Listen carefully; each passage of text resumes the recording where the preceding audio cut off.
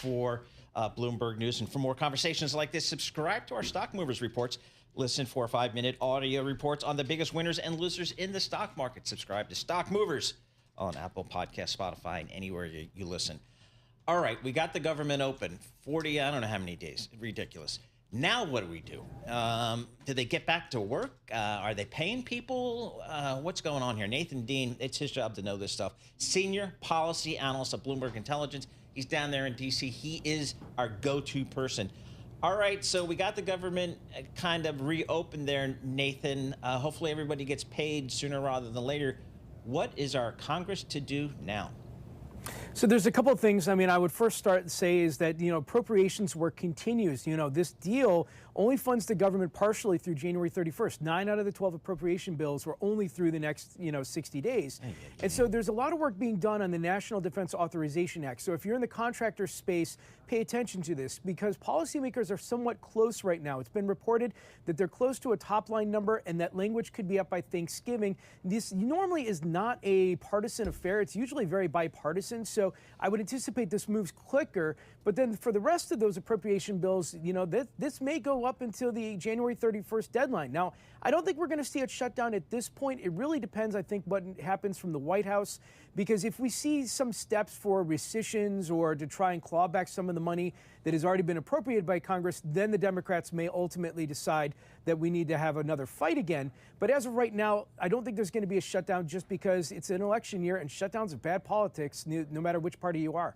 Yeah, well, we definitely saw that this time around, maybe in some unexpected ways. What the Democrats did not get, of course, was an extension on the Obamacare subsidies. They did get a promise that the Senate would hold a vote by mid-December. What is the likelihood that that is going to come through and the Senate would pass it? So the key word that you just said there was promise, and it's promise only. My colleague Dwayne Wright just put out a note on the terminal, a great note talking about the process that we're going to see here. You're most likely going to see a vote in early December from the Senate perspective. And look, there's no guarantee that this would pass, but let's presume that it does pass. It gets enough folks to get it past the, onto the Senate side. There's no guarantee that House Speaker Mike Johnson will actually take up a bill on the House side. And so Dwayne's note essentially said long odds that we're going to find a solution here. So I do anticipate that there's going to be some headlines about this. Republicans are going to say, look, we have an alternative to Obamacare. Let's focus on that. Democrats will say, look, we tried. The ACA premiums are going up. And as a result, it's Republican problems. That's messaging for 2026. But ultimately, it's a promise and long odds that we'll see a deal.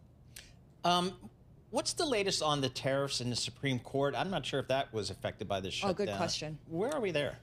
Yeah, so this is outside of Congress, and this is over just behind Capitol Hill over at the Supreme Court. We're anticipating a decision to be out in early December. And based off their oral argument that we saw just last week, a lot of folks, including those of us here at BI, think the courts are going to rule against President Trump and deem these IEEPA tariffs. Think of Liberation Day when President Trump had the placard out there saying, here are all the tariffs, that those would be unlawful. So what happens next? Well, Bloomberg News has coined it refund chaos. Because, think of, there's about $80 to $100 billion worth of refunds that Treasury Secretary Scott Bessent are in the cards here. And, there's really no process for it. I mean, as best we can figure out, it's going to involve paper checks. And when there's paper checks plus the U.S. government involved, that means it's going to take lots of time. But we also just know to our clients is that President Trump have other options. The trade representative, Jameson Greer even hinted at this. You may not be able to use IEEPA tariffs. You could use something called the Section 232 tariff or Section 301 tariff. The good side from the market perspective, though, is that when you have a section investigation, it's at least known, and we know that these tariffs are coming, so there's a little bit of certainty.